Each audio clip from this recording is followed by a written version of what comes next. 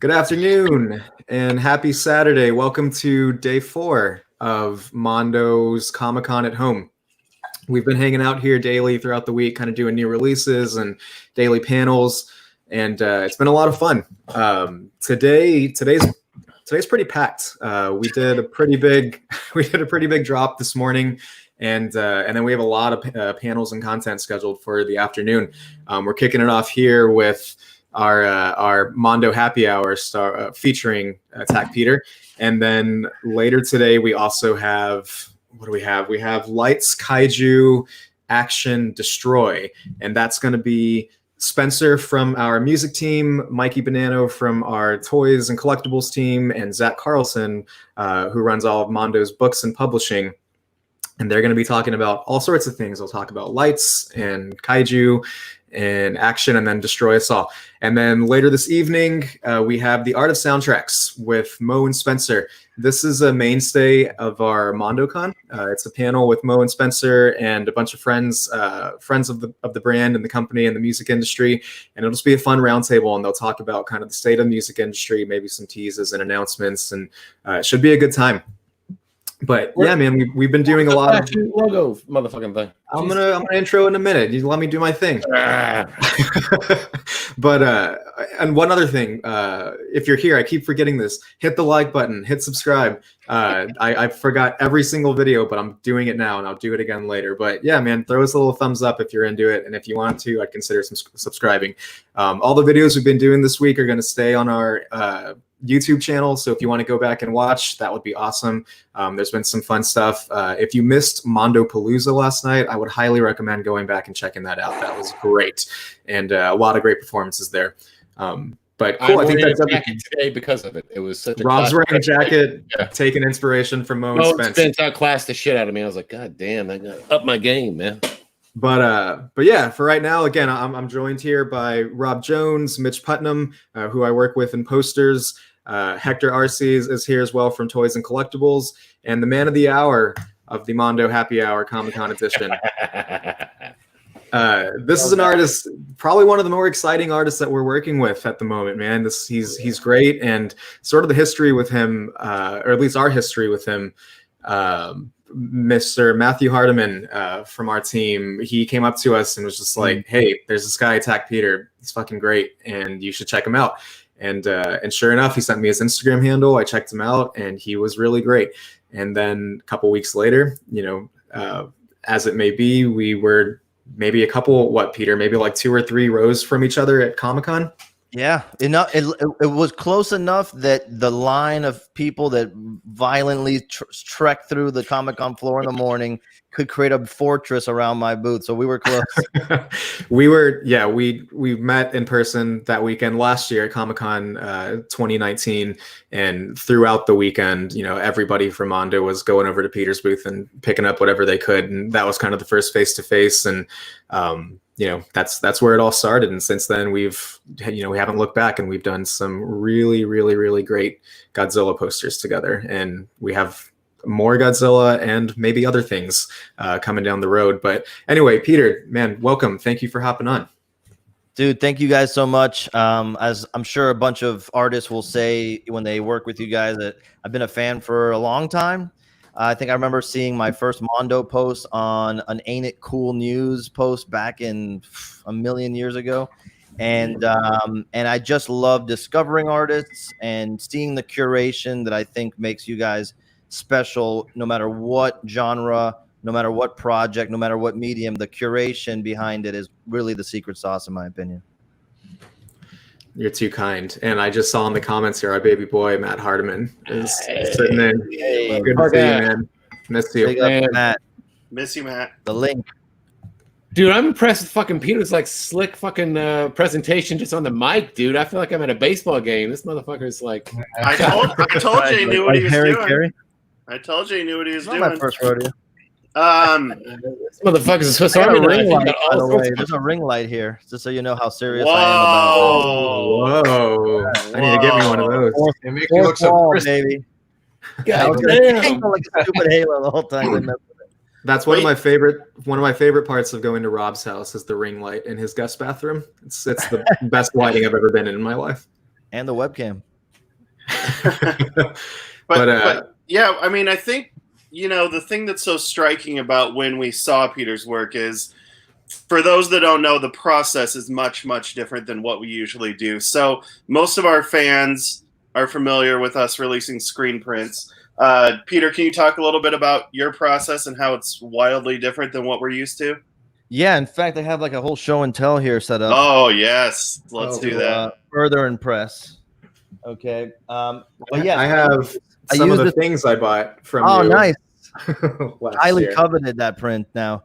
So technically what I do is called printmaking. It's like a big umbrella term, which printmaking is like saying painting or drawing. You use lots of different approaches and techniques, but essentially I carve linoleum and I make it into like a stamp, and then I roll ink on the stamp, press paper onto it, and that's how every single print is produced. They're all handmade. They're all touched by me, made by me. There's variances in each one of them, even though it's an edition, a closed off edition. There's really no two that are the same. And the cool thing now is that people have been really posting and reposting when they get some of the prints from you guys, or when they pick up some of the stuff from Skybound, and they compare them together, and you can see they're not the same. No one gets the same print. It's awesome. But for me, what makes it exciting and special is the process, is that you draw for a while, you carve for a while, you print for a while, and you're never doing the same thing over and over again. And because, like you mentioned, Eric, and Mitch, it's not that common. For now, the fun part is getting to explain it, talk to people, demo it, and even see some people trying it out themselves. We have a hashtag out there, Attack Peter Print Crew, where people try them out and post them, and it's awesome because it's not that hard to get into, frankly. What's been the best result of that? Oh, man. Well, I was a teacher for over a decade, for 13 years. And I have a few students who are out there doing their own thing, making their own prints, making their own little business. And I think that's it, is that you get total autonomy, as an artist coming up. One of the difficult things is making the artwork, sure, but also managing all the process in terms of working with a printer and making sure this batch of prints is as good as the last one.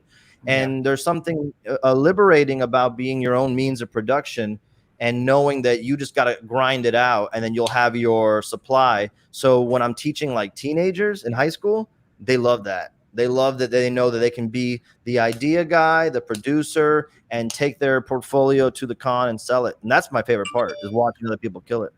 Oh, I knew one guy in high school who actually did linoleum prints. My buddy James. He did a beautiful linoleum print of the cover of Viva Hate, which I'm realizing I should track down to give to fucking Hardeman. He'd fucking kill for that. I love that. But yeah, so the way screen printing works is a little bit different in that somebody makes an image, separates it into colors, and then it's burned into a screen via chemicals. This, you're actually hand carving the block of linoleum. Do you have some examples of that? Eric, are you able to make his window the largest one? Or? That was part of our agreement. That would be the largest window, I believe. That was in his rider. Yeah. But so here is the man of the hour, right? So everybody just went out and killed it and supported this print. I think it sold out pretty fast, but this is the linoleum. So if you've never seen linoleum before, the best way I can describe it is like a sheet of something that feels leathery, and on the back it has this burlappy material, right? And that kind of keeps the linoleum, together as you cut it over time and wash it. But I have a lot of close-up pictures on my websites or on my Instagram and all that stuff. But it's a carving. It's literally a relief. Like, there's recessed areas, there's raised areas, and that's where the ink hits. It's literally the same thing as the stamp your teacher put on your hand when you did a good job in elementary school, or didn't, right? But it's the same technology, just writ large, is how it works. Yeah. I'm glad you say didn't. Do you transfer sort of your sketch or drawing onto there first before starting to carve away, or? Well, part of the secrets that I've been revealing little by little on our YouTube channel is that I don't have the patience to sketch things out. In fact, I don't know if you have them on hand, but I was hoping that somebody would have those god awful sketches that I send you guys when we come up with an idea. that I can't believe have made their way to Toho's reps for approval. But We can pull those up. Yeah, that's the extent of my sketching. And then wait, so when you start with a block of linoleum, you just start raw and just freehand go for it? Here, hold on. Mitch, vamp, go. Rob, do we have any of those queued up? I've got a tease one. Here is something that's not for any particular project that has been announced or not, but this is the majority of the sketching that I'll do. Wow, I start. And it's That's just way better than the sketches you send us. Holy shit. Dude, Yeah, I can make that up.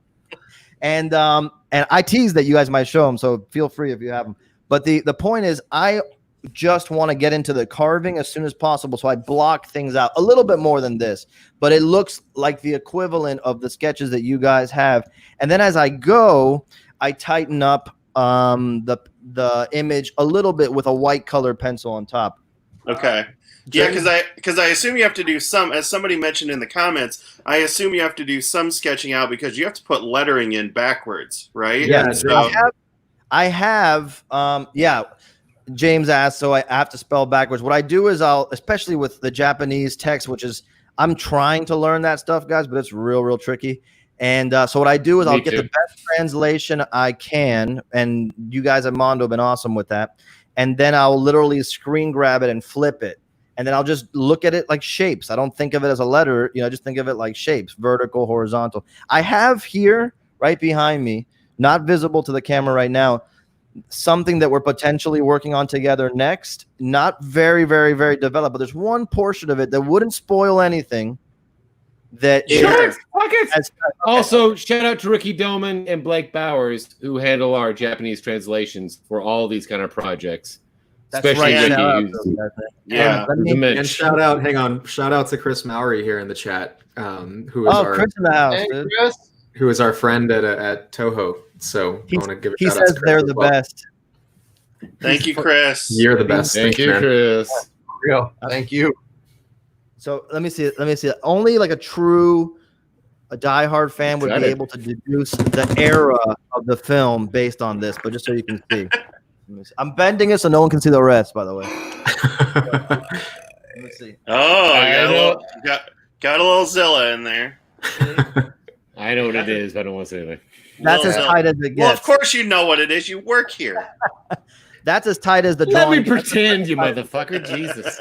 So this is one that we're working on next, right, Peter? Yes, it's one of the ones that we're working on next. Pretty sweet. And so basically the real design. This is what we should highlight, is that the real finished style that is being associated with the brand, right now, is the result of what you can actually achieve with the blade. Okay. Because, yeah. I don't, when I draw something, it looks like the way I would draw something, but the way the medium is that you don't really have a choice sometimes. There are certain things that you can pull off and certain things that you can, and some things that look really good as a drawing but don't look good as a print when you print them by hand. And frankly, it's changed my style to the point where now when I'm doing sketches for other products or projects that aren't going to require an actual carving, I have to think differently. Like, could I pull this off with a blade? If not, I cannot send this off because it's not really an accurate representation of what I do. And are we talking about like a number of different blades? Yeah, I was going to ask, do you have any of the tools you could show of kind of what you're carving with? Dude, I'm so prepared for this. Let me see. Shout out to Tag Peters. Also has his own podcast and video stuff. So. Oh yeah, man. I want to talk about Brian Ewan in a minute, but go ahead. Oh yeah, for sure. So look, I started off using the stuff that we would use in school. Shout out Speedball. They sponsor us. These are these little linoleum carving tools that you would get as a student. And I did the majority of the work that people know me for with these little tools that are super cheap, super common, and you can get them anywhere. People think that the tools make the thing. I did everything with the cheapest tools forever because that's what was around in the classroom, and I worked in a classroom forever. But then I have these tools which look really, really cool on camera. Check it out. These are actually Japanese mokuhenga woodcut tools. Let me see that light. Leveled up. You motherfucker. Wow. God leveled up. And I use these in a few projects where I'm actually carving wood. I did a commission for the band Live, if you guys remember them from the 90s. Okay. Yeah. And I carved 4 giant panels that spell Live, Live, and there's all these animals and nature, and they're on my social. You can check them out. But I use these Japanese wood carving tools because it makes that process a lot easier. But right now, I'm alternating, and this is like super deep geeks talk, but I feel like this is the best place to talk about it. These are like the tools that I use mostly, and I keep corks on them so that when they bang around, they don't get dull. But there's a company called FlexCut that supports the heck out of me, and they're amazing. Here's the. Let's see. Oh yeah. There's the. Right. I've been trying to get into wood carving, and FlexCut is like the big company in that too. Hey Peter, do you sell your linoleum blocks, or do you sell your wood blocks? The reason I'm asking is because if you sell it, you have to say to people, "Hey, motherfucker, you can't make any more fucking prints if I fucking sell this to you." Well, traditionally, when people sell, traditionally, printmakers, when they're done with an edition, they strike the block, which to me is too dramatic. What's that mean? Like, they literally will take this beautiful carving that used to make the print, and they will carve a diagonal line across. Yeah. That's ridiculous to me, and I can't. That's one aspect of printmaking that I struggle with. There's a lot of traditionalists, and I'm not a big fan of that kind of stuff. Like, it's silly to me. So yeah, Sparta had a tradition of throwing babies off a cliff. Fuck traditions. I have a question on the linoleum. How are you limited to the amount of sort of like, for lack of a better word, like stamps you get out of it? Like, does you get a couple hundred, and then you have to do either a new one, or is it evergreen? Do you keep those? Do you recycle them? Kind of, do you have linoleums of everything you've done? So.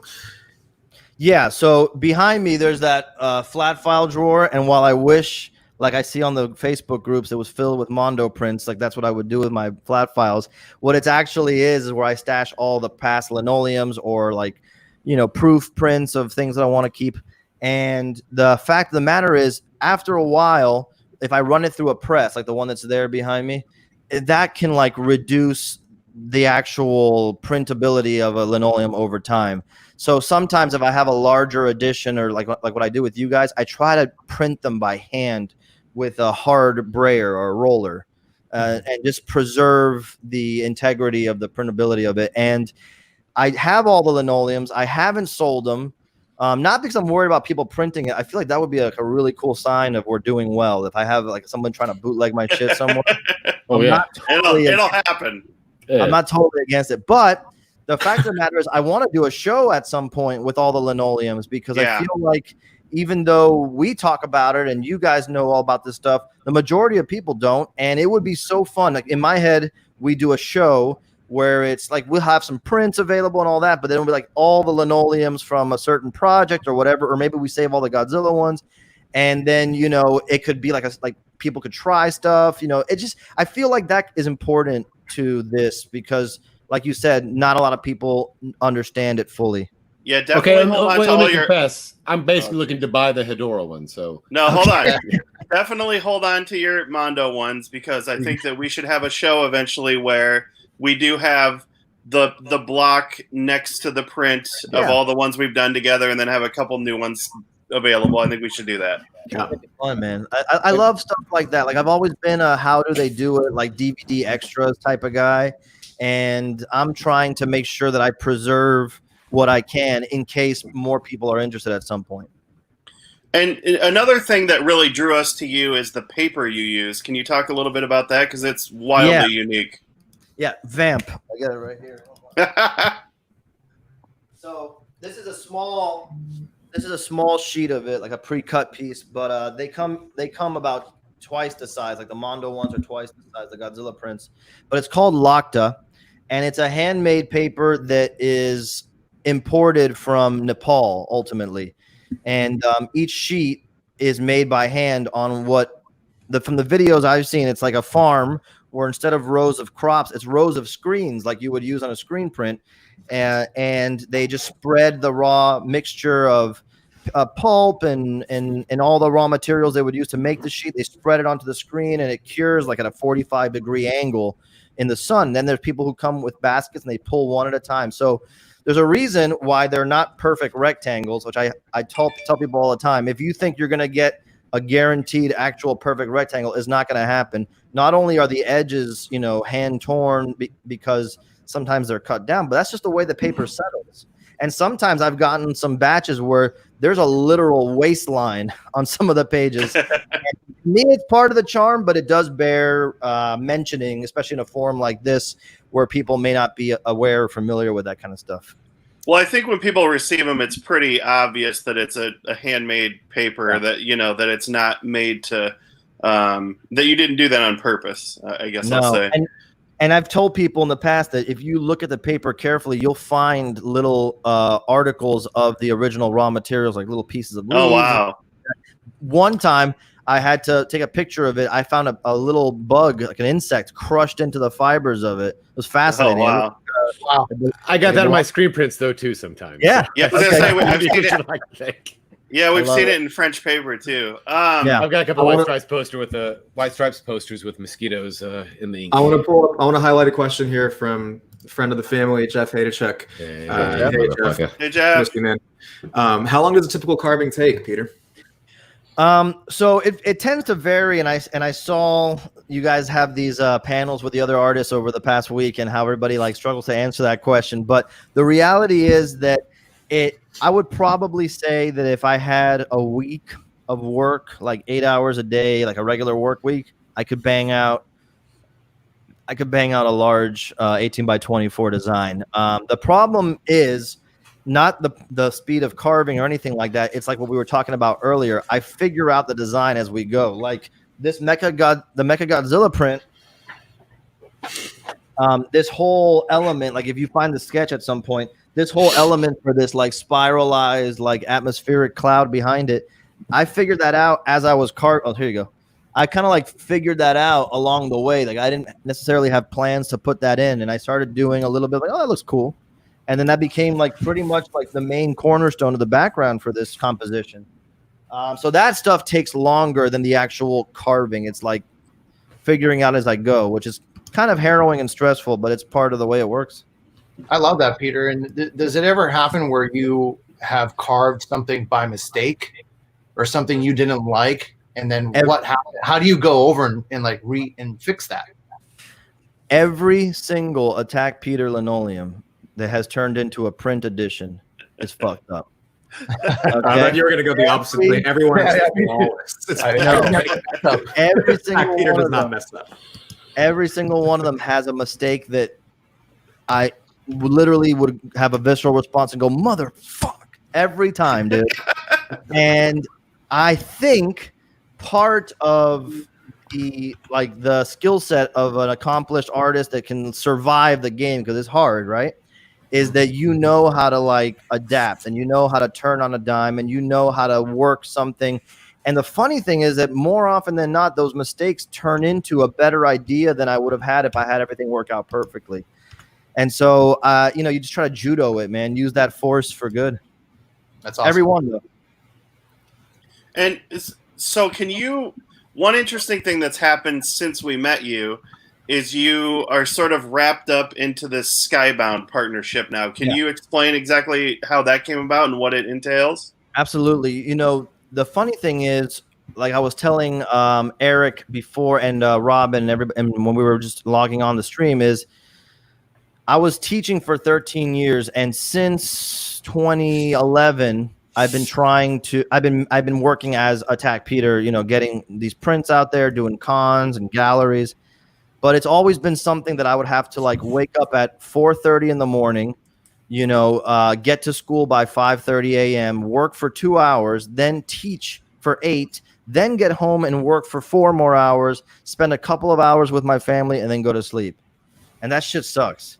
And so when Skybound approached me, what they said was, we want to basically do everything for you so that all you have to do is make art and rest. and essentially what happened is, I joined Skybound as an actual member of Skybound now. I work for Skybound. And my job at Skybound is to make Attack Peter fucking awesome. So it's like, that's the partnership. And so I don't do, for example, I used to like, and I'm sure your artists that know this story is like, if you're not hiring somebody to ship your prints, you're doing that themselves. That's a whole ordeal. I learned the hard way. I shipped out 150 APs for the Godzilla prints for all 3 different images, and I had like 10 get crushed in the mail. And on the Mondo board, they were lighting me up. And I deserved it, well deserved. And so they should have, yes. Yeah, Gorilla gripping motherfucker. Yeah, and Gojira gripping motherfucker. And so eventually, like, I figured that out. But then now I don't have to worry about that anymore. Like I take my whole edition, I send it to Skybound, they handle it. They run the YouTube technical stuff for me, so I can just go on and go live and talk and make artwork. They do everything in the way that a record label works for a band.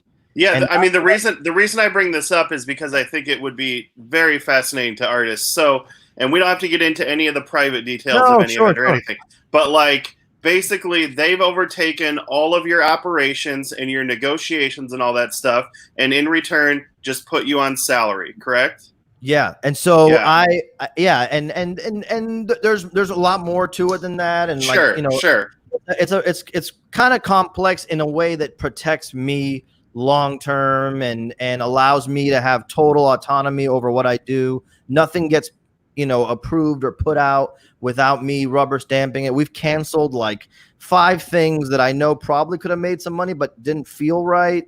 And we've like been able to get our IP, like Takaro that you have here on the screen.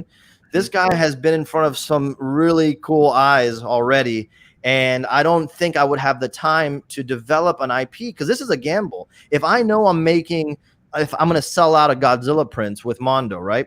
Why am I going to spend any time, if I'm a teacher, by the way, working 8 hours and I have limited time to do my Godzilla prints or whatever else I'm working on? Why am I going to take the risk on something that people might say, what the hell is this shit? Where's the Godzilla prints, right? Because a Godzilla print or a Star Wars print or a Batman print, that's money in the bank. And I don't care what anybody says. Like, I'm not in this for the money, but we got to eat. And so this partnership, they're more interested in the risk taking of developing original IP. And if you know anything about Skybound, they're not only they started off as a comic book company, with Robert Kirkman, starting the company, but they have TV, movies, video game division, all the merchandising. And so I'm just a creator, and they say, where do you want to be working with this month? And I'm like, oh, nice. You know what I mean? We're Skybound, they're the shit, dude. They're amazing. It really sounds like I'm glad your eggs are in their nest. Let's put that. Yeah, and what I was gonna say is that I feel an extra amount of positive pressure to make this successful because I really believe that the future for artists to be producing their best work is going to be something that provides stability so they can only think about the artwork. I think if you took any artist at around my level of notoriety, which is not that big, you know what I'm saying? I'm known in circles, but I'm not, right? And you told them, dude, don't worry about anything. Just make shit and we got you covered. They would go like this because that frees the part of my brain to make killer shit. You know what I mean? And I feel like if this works out, eventually all the companies that are multimedia companies like this are going to develop a roster, just like labels did with bands. Yeah, I mean I think it's a very interesting. So they, I mean, again, if you don't want to answer this, that's totally fine. But so they watching, Mitch. Don't worry. Go ahead. So you're just your salary, but did they officially acquire the Attack Peter brand or no? Or like, do they own Attack Peter the brand, or you can go at any time and you're back to being Attack Peter? I don't know how much I can say legally, Mitch. Okay. Just for the chat though, Mitch is openly trying to woo me away from Skybound right now. I'm putting this out there for other artists. I think it's very interesting. I'm kidding. Yeah, we're not doing that. We like Skybound. Skybound are our buddies. No, Skybound people listening. I'm kidding, dude. It's all good. No, in fact, the funny thing is, and people should know this. My relationship with you guys started before Skybound, and when I got to Skybound, one of the cool things was, and they know this, like I'm the one who's gonna hustle for me harder than anybody. I don't care who's got my back. I wake up every morning and I don't think about The Walking Dead and I don't think about Invincible. I think about Attack Peter. And Skybound's got Walking Dead, Invincible, and an amazing lineup of IP that they're developing in crazy ways. But I know that I'm going to be like, hey, Eric, what are we doing for this? Or, hey, Rob, what's going, you know what I'm saying? And that's awesome. So, and they empower me to do that. And so I would tell anybody who's watching this, who is part of a multimedia company, who thinks this is worth experimenting, you liberate your artists so much that they're going to create their best shit. We sold out, listen to this, of 3 Takaro print runs at the same price that we were selling the Godzilla prints, right? Wow. Nope. Takaro doesn't exist outside of 3 prints. There's no story. There's no cartoon. There's no toy line. People, the design is good, right? And they approve the design and they like it and they believe in it. And we're pushing this. And people have I know that I don't have as big of a risk if I spend a month focusing on Takaro only, because I'm taken care of. I got benefits. You know what I'm saying? I got insurance. I think it's really important, especially at this point. Let's get into that, because this is one of the more interesting things you're doing. So you are developing your own kaiju. Can you talk a little bit about this? Because it's been going on for a while, right? Well, yeah, you know, the funny thing is, okay, look, let's be frank. Attack Peter is a stupid Instagram name that I came up with like 12 years ago because I shared a website with my buddy Brian Reedy, who's another great artist, and we were doing artwork and we came up with a studio name, Attack the Planet. Right, I came up with that name, and so my email was Attack Peter, and his was attackbrian@whatever.com, right? And wow, so, I've always wondered. Yeah, and so, but that's very much in the way of like Kevin Seconds from 7 Seconds or Johnny Ramone, right? It's like a rock Daniel thing. Danger, exactly. And so the idea was, it's just a name; it doesn't mean anything. But then or when Bobcat Goldthwait. That's kind right. And when we dissolved that partnership between Brian and I, like we just got big enough to do our own thing, I just kept it out of like, I don't know what else to call my email, so just leave it there. And I've almost changed it 4 or 5 times in the last 5 years. My wife's the one who convinced me, Gabby, to keep it. And now it's like it's a brand name. So great. Okay. What I think needs to happen going forward for artists who are like on that precipice, right? Look, you know who doesn't need a deal like this? Shag. You know who doesn't need a deal like this? Like, there's a list of artists that don't need it, right? But there are certain artists who I feel like you see them at conventions. You're like, man, if you just did X, Y, and Z, you would blow the fuck up. And so I feel like when this deal gets more publicized, like it might be after this, you know, other companies are going to look for those artists and lock them up. And now, like, to answer your question, Mitch, yeah, we're developing Takaro as an IP, as a world. It's world building right now. In fact, I had a live stream last Thursday, which is really fun. And all the people who were on that live stream, shout out Jose with 477. That is my old boss from GameStop. He's not spamming the comments.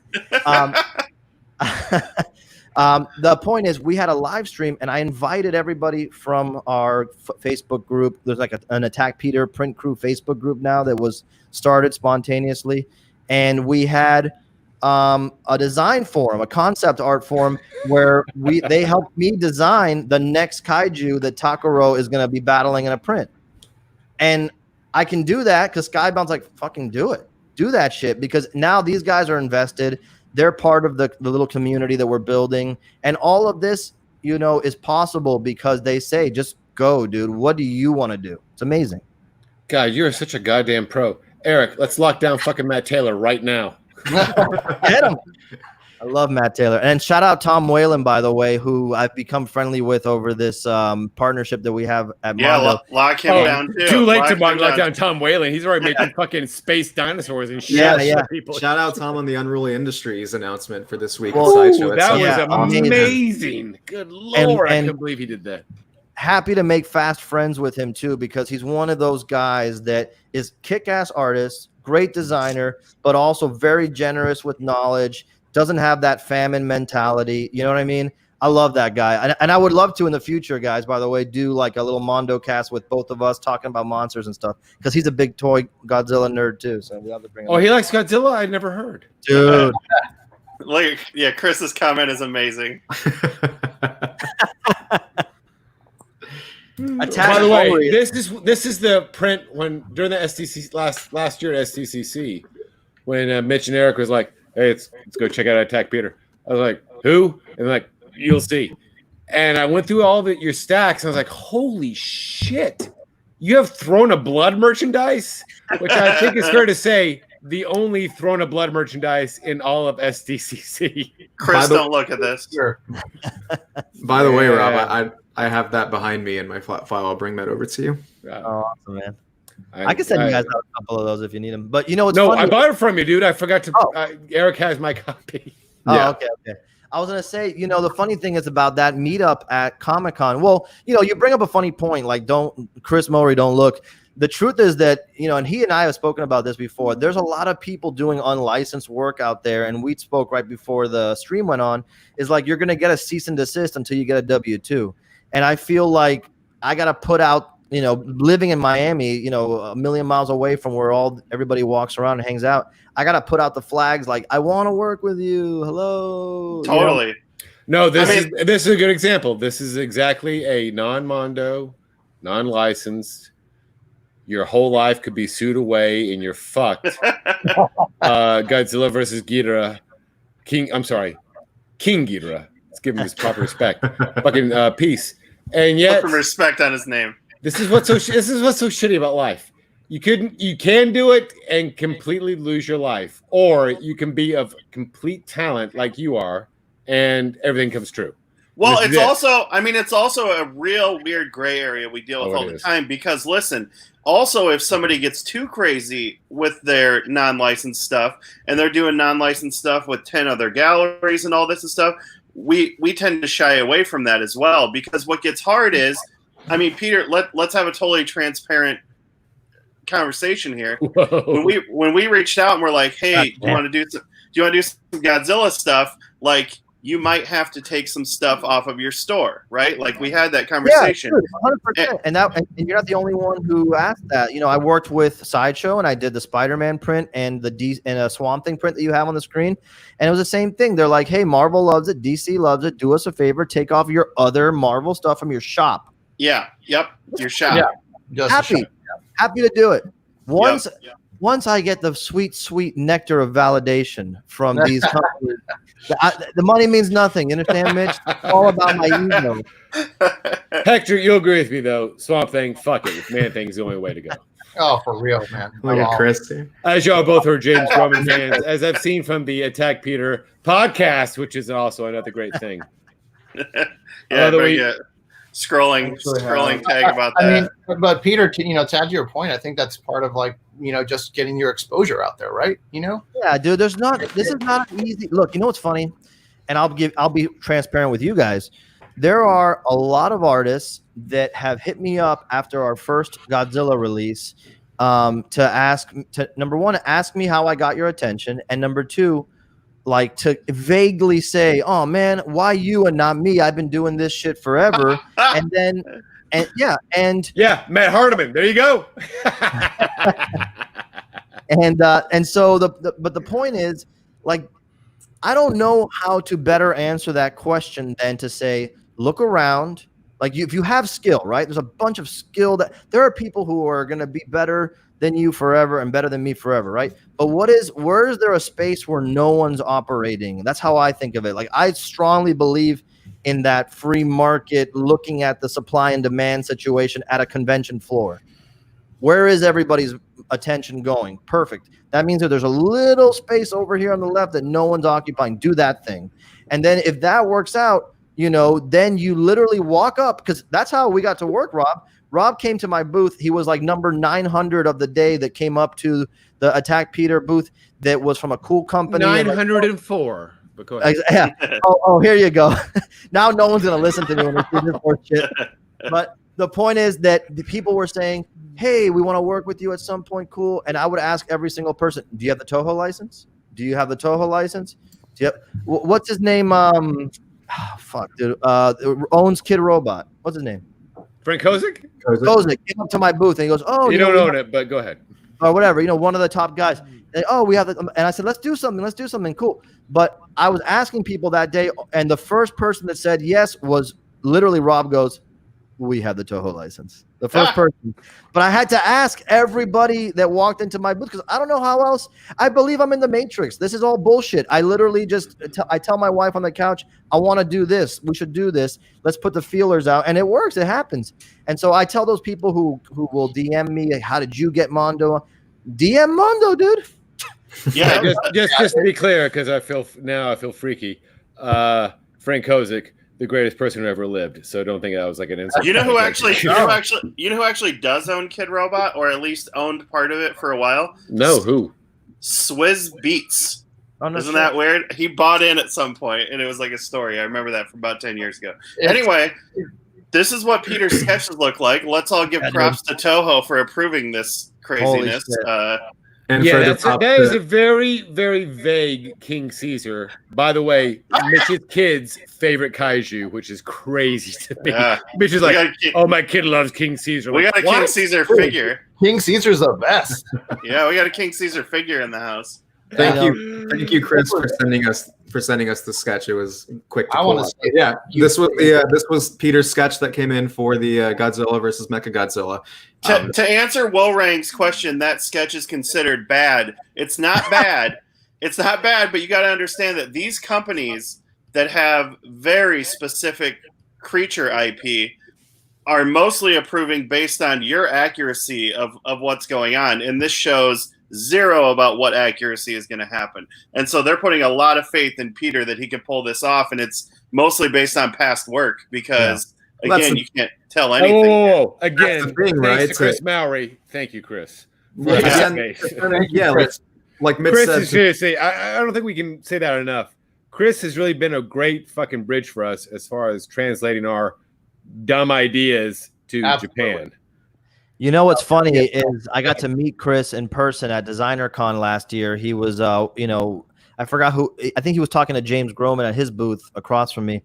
And when we started talking, we got to realize who's who. And I go, oh my God, dude, please let me fucking apologize right now for that shit you had to see and approve for the first 3 Godzilla films. Oh God! I'm sorry. I started thinking about James Groman Hedera. Oh God! That's the thing. We're sending the sketch through and telling the studio like, okay, but it's gonna look carved and it's gonna be on linoleum carved on blocks of paper. It's kind of a stretch to make the ends meet. And actually, I'm curious. Hey, Hector, if you could have you only get 2. Attack Peter fucking Godzilla fucking figures. What would they be? From what you've seen so far and from what you know about them. Oh, you mean like if we were to make some? If we were to make our first Gigan, I know our Gigan's pretty fucking awesome already. What would it be? By the way, Peter, you haven't seen it. Wait till you see the fucking Gigan. It's amazing. Oh shit. Can't wait. Man, I think just because we have to do it, I would just love to see a Godzilla. Yeah. Like plain just Godzilla. We need to do it. 1967 classic, super healthy looking face. Yeah. Super healthy looking. Ooh.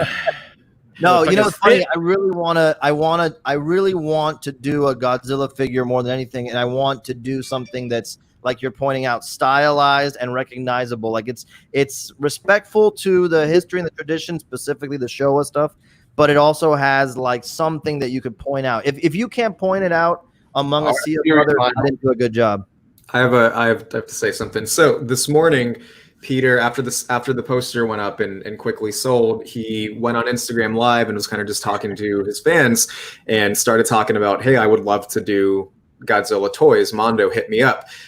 So I hit up Hector, who's here on the chat with us, and we quickly made the email, and we were like, cool, we need to talk with the proper people in Toho and all that.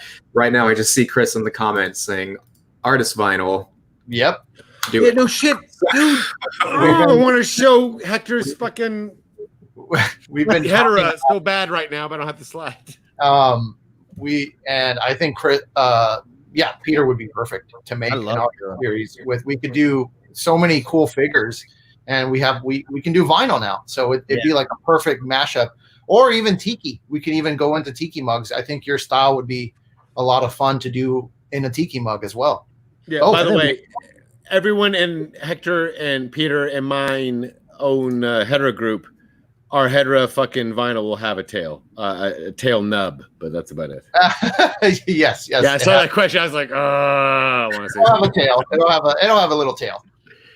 Before we run out of time, should we start taking some questions? We got about 15 minutes left. If anyone has any questions for Peter, feel free to start laying them in the comments, and we'll try to bring some up. And if even if you have legal contract questions, like Mitch was asking, like, and you want to discuss about. While you guys start sending questions, I do also want to remind, I'm not going to forget, smash that like button, hit subscribe. On us and Peter. Yeah, Peter, do you want to talk? You've been doing a lot of live streams, and your intro is amazing. You want to talk a little about that, man? Oh my God, the intro is. I can't live up to that intro. That's animated by Mike Aronson at Skybound. Another one of the amazing things about having a team like that behind me is I said, dude, we got to do an intro for the show, and I didn't even. All I said was, if you could use some of the art, that'd be cool. And that's literally what came up. Insane. The music was provided by a friend that I met on Instagram, a guy named Detron, DTR0N, and his music's amazing. Was happy to provide a song just to be everything we've done with this brand so far, and it's my goal to keep it that way as long as possible, is like community based. Like everybody knows something about a little bit about something behind the scenes. I take suggestions, we put them into things. I love that aspect of it. And the show that we're doing is my way of staying in touch with people. Like, we don't know what we're doing. Literally, my wife was managing the stream here on the computer using the OBS broadcasting system and switching scenes and bringing things in. But it's amazing because we're doing it in front of all of these cool friends that we've been meeting online through Instagram and our Facebook group and all that. And it's awesome. Like, we know names now. We know certain people, where they're from, and we're just like opening our studio as if it's a show in that sense. And we're doing demos. I was doing some concept designs the other day. We unveil a new product, like a new print. We unveiled these hats the other day with the Warhog on it, Nice. And it's just been awesome because it's my way of speaking directly to the people that care the most, being able to hear what they have to say and what they think. And then I go, like Eric was saying, I'll go right on to the Instagram Live or Facebook group Live, whatever it is, and get feedback. Like, guys, did you think that was cool? Did you think that was smart? What do you guys want to see? Like, should we be working with them? Like, whatever I can. Why not? That's the one thing that I can give in this exchange between like the people who buy the work and me who makes it. That's like that only I can give. I can give that access. And growing up, I would have killed to have a webcam over Mike Mignola's shoulder while he's drawing Conqueror Worm Hellboy comics, or I would have killed to have a live stream in any artist that I loved and to be able to watch that process. So that's what I want to do. It's fun for me. It's great, man. And then I put Eric on the spot, and then he had to email Hector immediately. And here we go, guys. Godzilla toys. Well, you and I were connecting last week. Yeah. And we were talking about it. And what would you, if you had to pick a character that you'd want to see represented, what would be your number one or number two? Well, I would love to do if I had to. I love Hedera. I would love to do Godzilla versus Megalon, the set. So, like, you got to have Godzilla. Ooh, that's nice. I'm sorry. Megalon. You got to have Gigan, and you got to have Jet Jaguar. Oh, yeah. Jet Jaguar. And shout out Ryan. Yeah. I get hounded for Jet Jaguar stuff on the regular. Shout out Ryan Leisher, the guy. You should. You know what? I'm going to go against you and Tom Whalen right now. Jet Jaguar sucks. I'm sorry. Fuck him. No. You're crazy. You're out of your goddamn mind. And Tom Whalen's literally outside your house right now wearing a mask to take you out. So be careful. Rob, who's been a kaiju fan for like a month, making some pretty bold claims Exactly. here. I know. And I'm coming from a fresh with absolutely no fucking preconceived notions.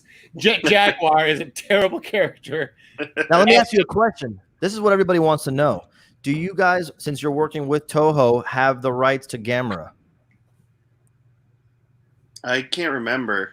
I don't think not yet. Not at the moment, no, but we're trying. we would love to. Chris Mori in the chat. We're trying lots of things. I don't know if Gamera is even with Toho anymore. Is it? I don't know. The later movies were released by Gamera, were released by Toho, but the early Gamera ones, I think, are still not. The later ones, like because I think it's somebody else put out those box sets recently. I think Arrow right? Video. Yeah. Here's a question here. What platform? Where can people find your live show, Peter? YouTube. Go to YouTube right now. In fact, feel free to leave this stream immediately before Mitch gives any more of my contract details away. And subscribe to Attack Peter on YouTube. Just kidding. Yeah. But yeah, we have interviews there. I got to interview Brian Ewing, James Groman. I'm testing out these long form interviews because it's the only way most people will talk to me that long, is if there's some incentive to grow the brand, I think. But we have some great I got Brian Volk-Weiss did an interview with us. So he's the guy who created the toys that made us. Tim Getty's some kind of funny. A lot of great people are coming on. Tom Whalen did a conversation with us. It's so good. And then, we're experimenting with different formats. Like there's process videos, how I make certain things, like the time lapse of the entire process. You can actually see that really crude Sharpie drawing style as I do it on one of our recent videos where I draw a samurai design. But yeah, it's been so much fun and it's growing like crazy. Like we're close to hitting like 1,000 subs already. It's like only been a month, and you got to really like it because it's specific stuff. Where did you and Ewing get connected? Because obviously Ewing with the Gig Post connection for me and Mitch, that's like a fucking big name. But I don't know if it's Brian. By the way, there needs to be some Brian Ewing Mondo crossover in the future, especially with some Universal Monster stuff. I'm just saying, let's go. But I feel like he's covered that ground pretty well on his own. I don't know what we could bring to the table at this point. I love his stuff, man, and some of his variations. The guy is a class act. He's been doing it for a while, and I met him as a kid. I was a kid, not to date him, but I was a kid at Comic-Con. Not to date the guy with the huge white beard in my fucking interview. We call him Brian the White, actually. He's Rob's age. Yeah, I know. It's sad. But Brian is one of those guys. Brian Ewing is one of those guys who is willing to give you the insight that you sometimes need to figure out how to take the next step as an artist. And again, as much as people like to act like they're also like that, trust me, they're fucking not. And it's like a really protectionist industry. I mean, I remember people telling me that I can't tell you where I get my stuff printed because then you're going to go there and drive up the price. Fuck off, dude. I'd say the greatest Brian Ewing compliment I ever heard in my life was Jermaine telling me, hey, man, if P&E was going to have a fourth member, it would have been Brian Ewing. You are really dating yourself. No one knows what you're talking about. I know I'm speaking Japanese, dude. I'm like my fucking title right now. 10 years ago, there used to be a group P&E that was Emick, Jermaine Rogers, and Justin Hampton. And this what is does more P&E stand for, Mitch? This is more like 14 years ago, probably. But at the time, it was one of the first artist collectives and gig posters, and they were the three of the biggest artists. So it was a very big deal. So them saying that if there would have been a fourth member, it would have been Brian Ewing is a big deal, but to nobody on this stream or listening. What I will say is that my big boost in people's radar knowing my work came from doing DesignerCon 2 years ago, a show that was the first time I did a show outside of Florida. And I was too fucking scared and ignorant of how to get my work and myself to a convention out of the state that was worth going to. And I also felt like there was no shot DesignerCon would have me. Brian Ewing emailed me, says, hey, you should do a show outside of Florida. And I said, how am I gonna do that? I don't know how to do it. He's like, and plus no one's gonna put me in. And he says, go apply at DesignerCon. They have the wait list opened up. And I said, oh, perfect. I'll apply for the wait list. They're gonna for sure turn me down. But I won't look like a big, douche in front of Brian. So, and I did it, and they fucking selected me to do it. And I had 1 month to figure out, to get all my prints made and to figure out how to get my ass to California. Was that the first? That was that the first year after they moved to the big place too? Yes. Yeah, so that was perfect. That was perfect timing, right? Because you went from like, oh, I could never get into Designer Con, to it being like, we need fucking people to fill this room. Come to Designer Con. I was all the way in the back. It was just me and the heavy metal booth. That was it. Okay. And shout out Jeff Krelitz. Yeah. And I was like, oh, well, no one's going to look at back here anyway, but whatever, the experience counts. Everything started there. Sideshow found me there. Super 7 found me there. Nice. And everything took off from that point. So Brian Ewing, dude, literally one of the architects of all this. So thank you. Wow, that's great. Yeah, dude, that guy is awesome. We got a question from Woring. What's the obsession with the Japanese overall design and aesthetic? Where'd that originate from?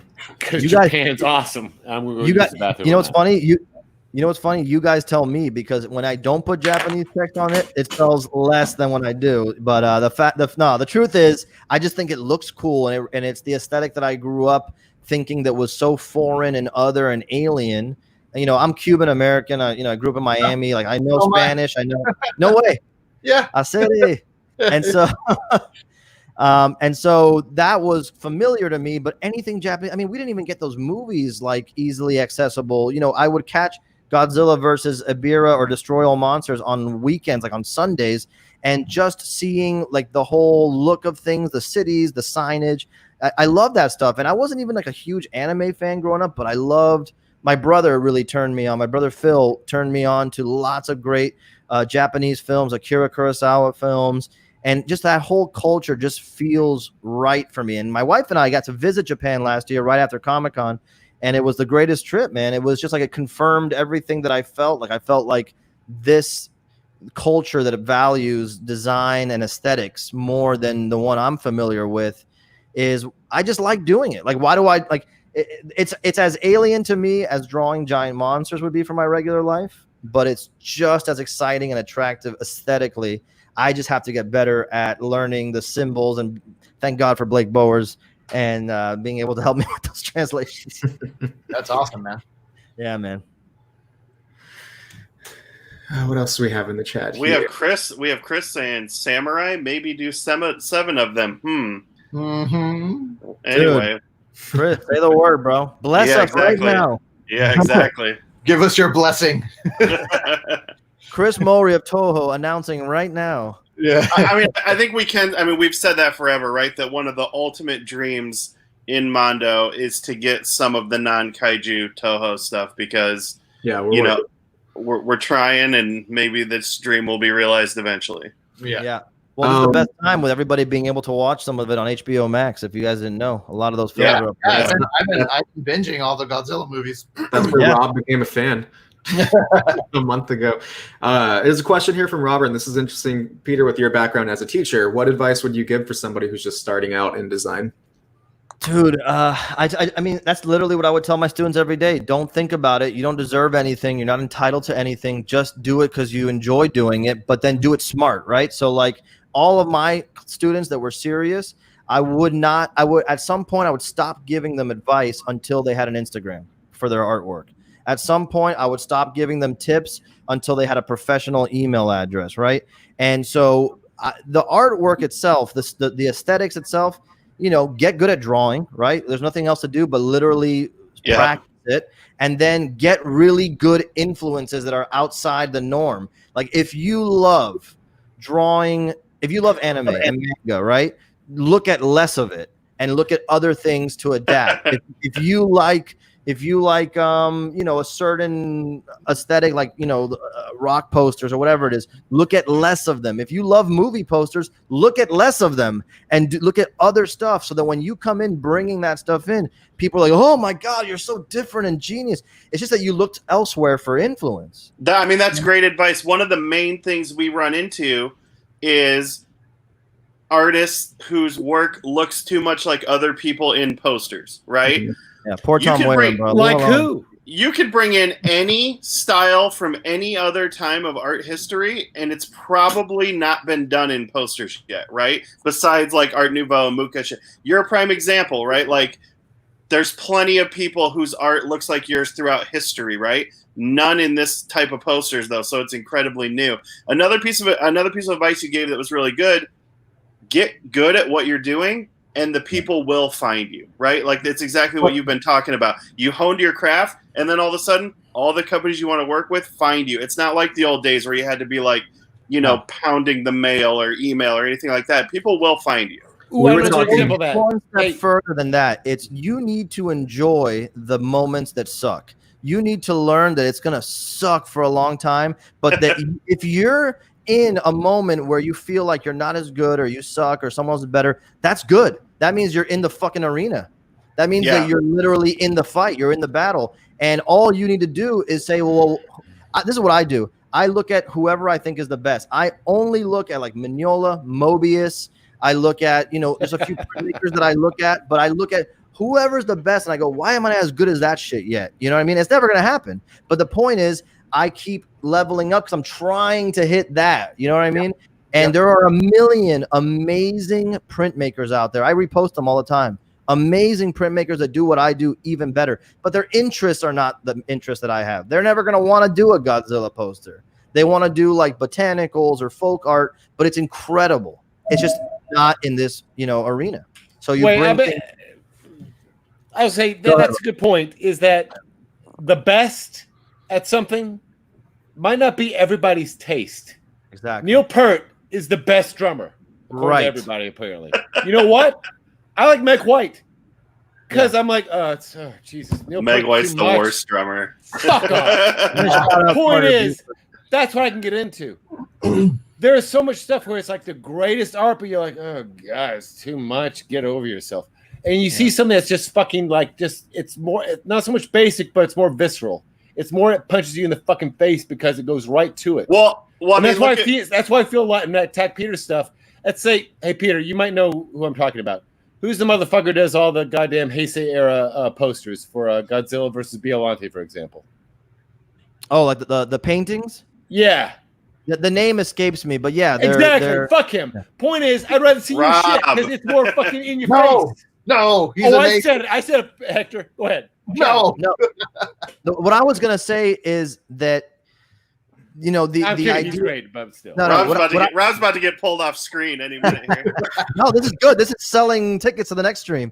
What I was gonna say is that my goal I've already reached my goal. My goal is that I'm in the conversation with you guys, that I have a direct line to Sideshow, that I know people at Marvel, that I have a friend at Toho. That's cool as fuck to me, dude. That's all I wanted ever. I don't, if I'm telling you, if I could pay my bills and I could eat and I don't have to worry about that shit, right? I'll do this exactly as it is till the day I die. It's all I want to fucking do. I want to wake up and say, I feel like drawing some samurai set, whatever it is. And that's what I get to do. And that's why I feel like I have an advantage, because I don't care, dude. I don't care about asking. I don't care about getting rejected. I don't care if I'm told I can't have this gig, or I don't care about any of that shit, dude. Because I'm gonna find the opportunity. I'm gonna make it happen, and I'm gonna wake up at 4:30 in the fucking morning when everybody else is waking up at 7. I'm gonna get that shit done, dude. I don't know. It's a rawness and a fucking kind of like life to it that I see in your work that makes me excited about it. That's the key. If you can make artwork that makes people excited, that's all you have to worry about. Don't worry about being the best. Just worry about exciting people. That's the main thing. And that's exciting people is a thing you can do. You don't have to be the best to do it. You don't have to be the best guitar player to get people excited. You just need 3 chords, bro. Exactly. The Meg White of posters, Attack Peter. That's what. No. Attack Peter is the goddamn who drummed for Black Flag. That guy. Before we wrap this up, the funny thing, because we're talking about my name, Attack Peter. By the way, I don't expect anybody to fucking call me Attack Peter. It's Peter. That's why I literally typed in my regular fucking name there. I had an option to write Attack Peter, but I'm not a fucking douche. It's the company name, right? I call Rob Animal Rummy all the time. Yeah, exactly. Animal Rummy. But as long as totally correct. Attack Peter, keep going. Yeah, exactly. Well, Brian Ewing calls my wife and I the Attacks when we have dinner together.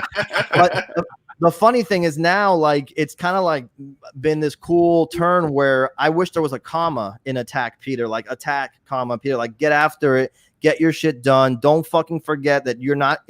I know every day I wake up, I look for a letter of being fired by Skybound in my email.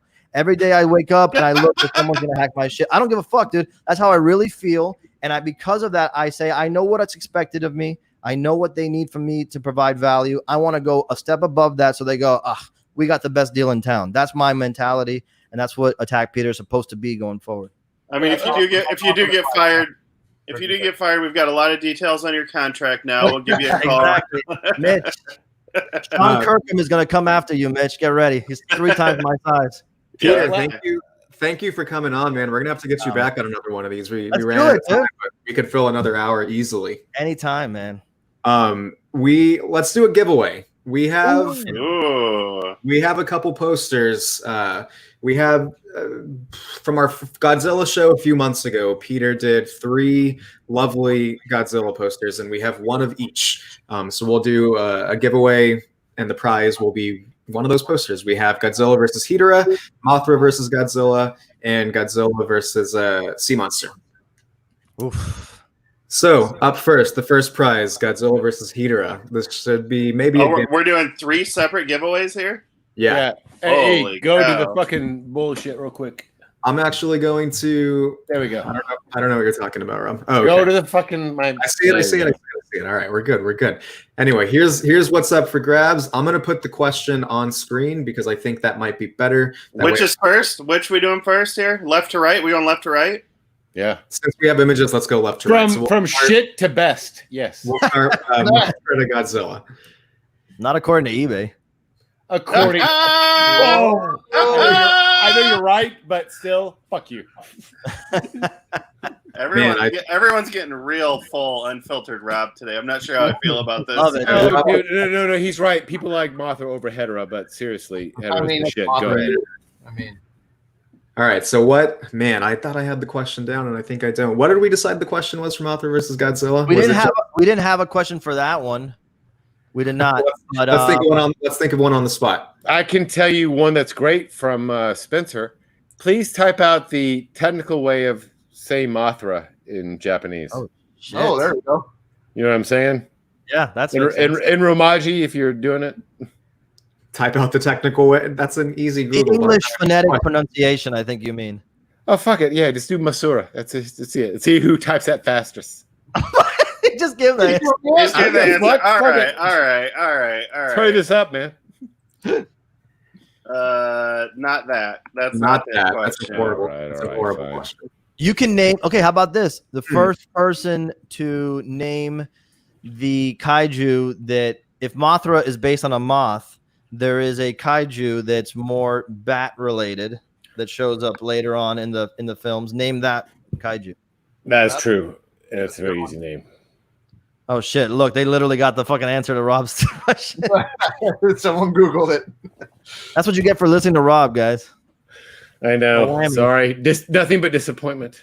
But that's why it was such a confusing question. Half of it's in Japanese, half of it's people typing in Masura. Yeah, let's clean the slate. This was a horrible botch of a giveaway. So let's start over. Okay. We're going to start over. Everybody forget what you just saw. They got it. They got esoteric Chinese food. Okay, who got it first? It looks like it was. Yep. It's esoteric Chinese food. Don't fuck this up. Esoteric Chinese. There you go.